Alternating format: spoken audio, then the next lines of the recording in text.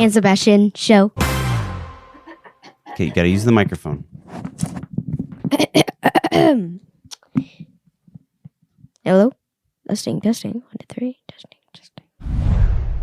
And there was 5 people. Okay. I don't have that in my Bible. As a parent, I'm trying my best to raise my kids and to share the faith with them as I do that. But I don't know if it's working. So this show is a chance for me to sit down, have a one-on-one conversation with one of my kids about the faith. This is Catholicism with my kid.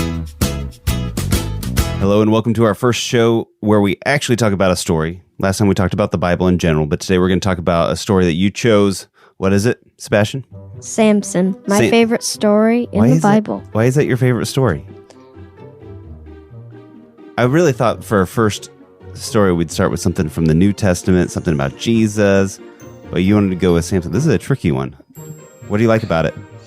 I like that God gave him cool powers that are really strong. Uh-huh.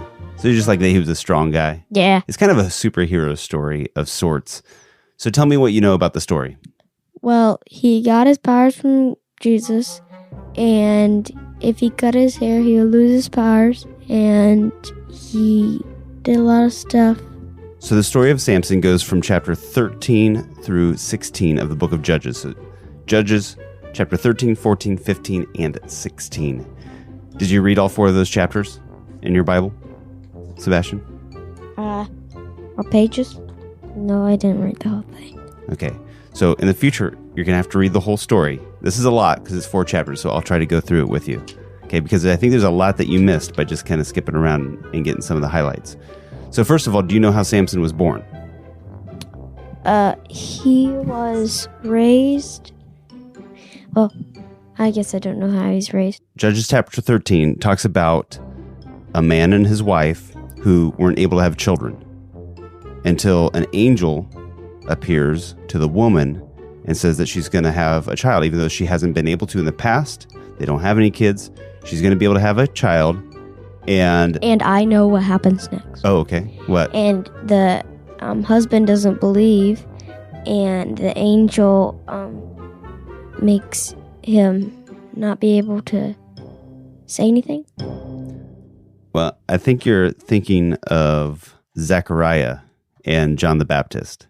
Oh. See, that's an interesting thing. There's a lot of stories in the Bible about couples that weren't able to have children, but then God blessed them to have children. Abraham and Sarah were very old and weren't able to have children. Yeah, that's what I remember. Yep. There's a lot of those examples. This one is a little bit different because he says whenever you're going to have this child, there's something special about him. And so Samson's mom isn't supposed to have any strong drink, and she's supposed to eat nothing that's unclean.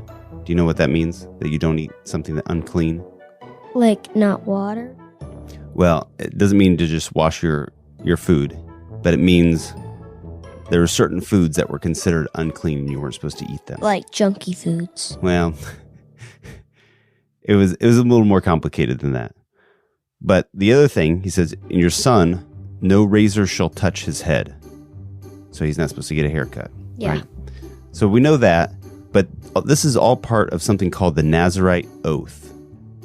And so the Nazarite Oath was, you don't eat unclean foods, you don't touch dead things, you don't cut your hair, and you don't have any alcohol.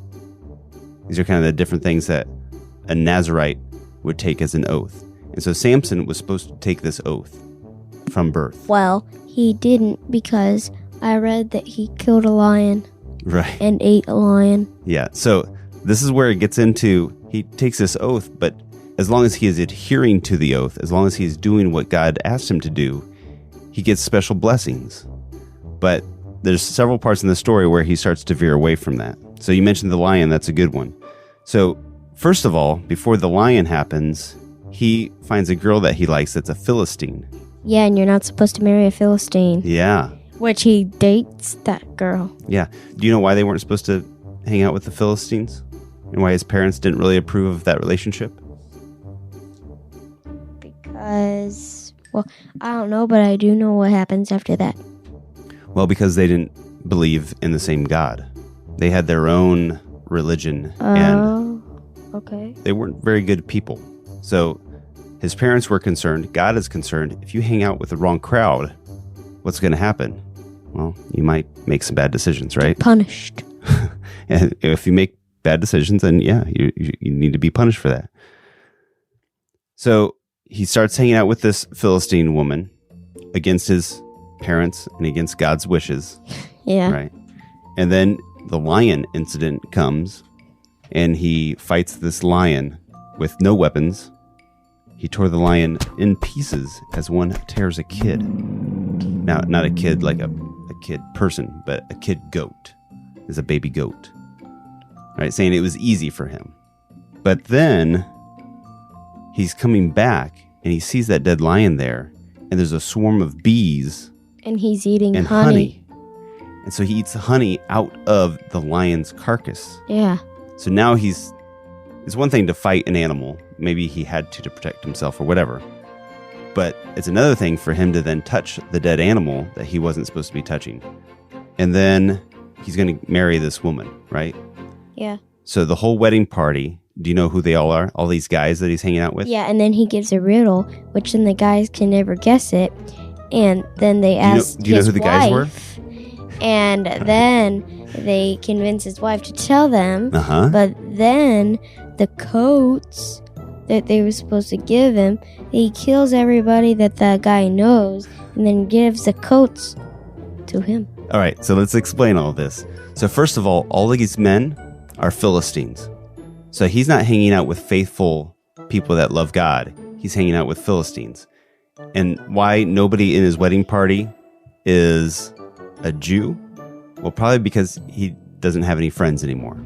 He's alienated his friends. He's pushed them away, and now he's hanging out with Philistines. So there's a couple bad things here. One, he's going to get married to somebody who doesn't believe in God, and his parents disapproved of. And now he's hanging out with all these people that don't believe in God, and doesn't seem to really have people around him of faith anymore, right? He makes that riddle with them, which was, out of the eater came forth food, and out of the strong came forth sweetness, referring to that lion, right?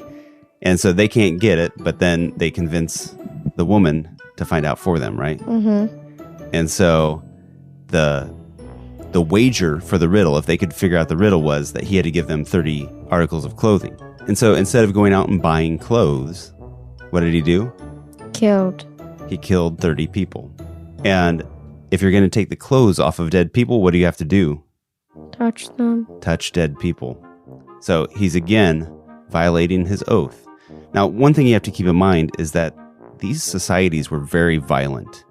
And God was just trying to get them step by step to be more faithful and more loving until Jesus comes down and he really kind of lays down the hammer and says, look, we got to be people of peace. And so the whole Old Testament, they're struggling with this. And there's a lot of very violent societies that God's trying to work through and work with.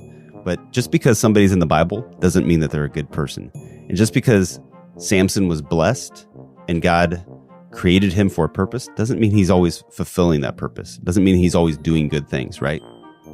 Mm-hmm. So when Samson comes back after all of this, his wife isn't there, and instead they're trying to fix him up with her sister. And he gets upset. Do you know what he does about that? It involves foxes. This is kind of a crazy part of the story. He caught 300 foxes, tied them tail to tail, and then put torches between the tails. And so then the foxes ran loose and started the land on fire, burning down the Philistines' homes. It was like a retaliation. No, I did not know that. Kind of a crazy thing. And so then the Philistines are upset, and they come back and they destroy the family that he loved, like this woman and her family. So then he gets upset and comes back and fights back again. And it's just this back and forth kind of war of I hurt you and you hurt me, and I hurt you and you hurt me. And then he breaks the gate off. And remember, he's continually violating his oath. So as part of his retaliation, he kills, it says, 1,000 men with the jawbone of a donkey. And then he just drops the jawbone. Kind of like a mic drop. But again, he's touching a dead animal, right? By touching that jawbone. So then he eventually, I think it looks like it's about 20 years later, he meets somebody else. What was her name? It was a girl. Mm-hmm. Samson and Delilah. Yes. So he meets Delilah, and again, he falls in love with her. She is a Philistine again. Yes. Can I tell the story? So what happens next is the other leaders don't like him being there, so they pay her money to figure out a way to cut his hair. Well, they don't know that it's his hair that's giving him his strength. Yeah. But then Delilah tries to figure out what his strength is, how he gets his strength. Yes, and then she finds out that it's his hair, and he lies to Delilah a couple times. Mm-hmm. So the first time, he says, if they bind me with 7 fresh bowstrings. So she tells them, and they bind him, but he gets out, right? Yep. He snapped him. Yep. And then she begs him again, and he says, if they bind me tight with new ropes with which no work has been done. This is the second time. Yep. So she tells him, Mm-hmm. and Delilah took new ropes and bound him that time. And he snaps them off his arms like thread. Mm-hmm. And then the third time, it says, if you weave my 7 locks of hair into the web and fasten them with the pin. So they do this, and he escapes. The third time. Mm-hmm. And she's getting upset. Now, don't you think if this was happening, if somebody said, how can we restrain you? And you tell them the wrong thing, and then that thing happens? Yeah. Would you start being like, I don't know if I can trust you anymore? Why do you think he was giving in so many times? Because he loved her. Yeah. You know what? It says that Samson loved Delilah, but nowhere in the Bible does it say that Delilah loved Samson. She keeps on trying to hurt him. Now, I don't know if it was for the money or what, but she's not a good person, and she's not somebody that he can trust. But for some reason, he keeps going back to her. It's so bad. And I'll tell you the last part. He says, if you take a knife and cut my hair, and then she does it, and then he loses his powers. Yeah. If he gets a haircut, then he's going to be weak. Yeah. Because again, this is part of that Nazarite oath, that he wouldn't cut his hair. Now he's violating this oath, a promise that he made. Do you know what an oath is? Never to break it. Yeah. So if you take an oath in the courtroom, you're promising to tell the truth. Take an oath. Officers take an oath. So he gets his hair cut, and he's weak again. And now he's just somebody that they make fun of, right? It says that he played the buffoon before them. And he gets upset, and then what does he do? Praise to God. He turns back to God. So he had been abandoning God, not listening to God, violating God's wishes for him. God isn't distancing himself from Samson, but Samson is distancing himself from God until a point where he's at a low point, Yep. right? Mm-hmm. And he turns back to God and says, can you give me some strength? Yes. And then he tears down the building Yeah. with all the people in it, including himself. Ow. So this is kind of a hard story to talk about, but what do you think is the moral of the story? What can we take away from it? And don't turn your backs to God. Don't give in to hell. So, first of all, listen to your parents, right? Mm-hmm. Samson's parents said, this isn't a good idea. This isn't a good situation. And he should have listened to him. Because sometimes we base our decisions off of our feelings. Mm-hmm. And we're in a situation, sometimes it takes another person to be able to see and say, hey, wait a minute, that's a bad situation there. Right? So sometimes a good friend or your parents or an aunt or uncle or a priest might have good advice for you, or teacher. Yep. Right? And we might not be able to see ourselves that something is bad. Somebody's being a bad influence on us. Mm-hmm. The second thing was he didn't follow the rules, right? Yep. There were things that he was supposed to do, and it might seem silly to not touch a dead thing, or it might seem silly to not cut his hair. Actually, it doesn't seem silly that they said not to touch a dead thing because, like, who would want to touch a dead thing? Yeah. But getting a haircut seems like a good thing, right? Yeah, because then you'll have really long hair. Yeah. But it's what God had asked, right? And that was part of that oath. Well, the other thing was that he was hanging out with people that were a bad influence. These Philistines that he was hanging out with, besides the girls, the guys were also a bad influence on him. And his life takes this bad turn after he's hanging out with these bad guys. So do you think your friends are a good influence on you? Yep. Yeah? Yep. We need to be a good influence on our friends, but also we need to have friends that are a good influence on us as well, right? Mm-hmm. Yep. There's a guy, his name is Jim Rohn, who said, you're the average of the 5 people you spend the most time with. So the people that you hang out with have an influence of you, and you become like them. As much as we want to think that we can be a good influence on others, if we're around people that are a negative influence on us, we tend to take that on. But that also goes to other things, not just people, but movies that we watch, books that we read, the things that we watch and learn from have an influence over us. Yes, they do. Well, we'll be back tomorrow. No.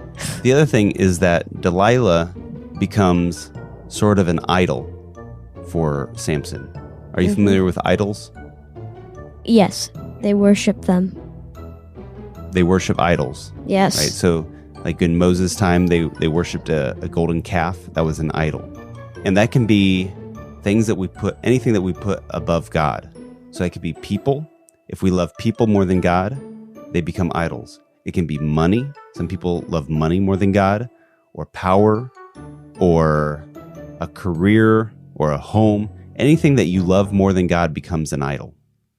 So we have to be really careful that God is always the most important thing, that we love God more than anything else, more than anybody else. Of course, we want to love all the people that God created. Of course, we want to love our family and our friends. And hopefully you love your parents, right? Yes. But we have to love God above all of those things. And when Samson is putting other people before God, it becomes a problem. So what's your takeaway from all this? Samson turned away from God. And what happened? And he lost his powers. He started making bad decisions. Yep. And it not only hurt the people around him, but it hurt him as well, right? Yep. All right. Well, thanks for joining us for another episode of Catholicism with My Kid. I'm Kyle. And I'm Sebastian. Don't forget to read your Bibles. Ba-da-da-ba-ba-dum. Bye, guys.